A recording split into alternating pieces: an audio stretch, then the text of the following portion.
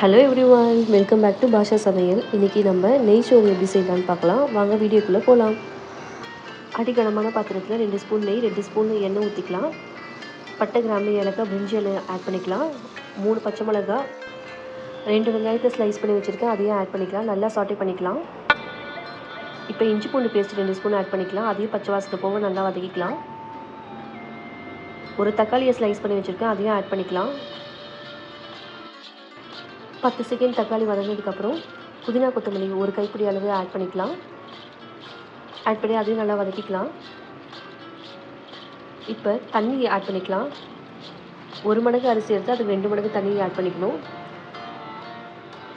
உப்பு போட்டுக்கலாம். தண்ணி கொதி வந்ததும் அரை மணி நேரம் ஊற வச்ச அரிசி ஆட் பண்ணிக்கலாம். இப்போ அரிசியை 4 பக்கமும் நல்லா கறி விட்டுக்கலாம். மூடி போட்டு மூடி 20 நிமிஷம் கழிச்சு எடுத்தால் சூப்பரான நெய் சோறு ரெடி. இது கறி சால்னா கூட சாப்பிட்டா சூப்பராக இருக்கும். தேங்க்ஸ் ஃபார் வாட்சிங்.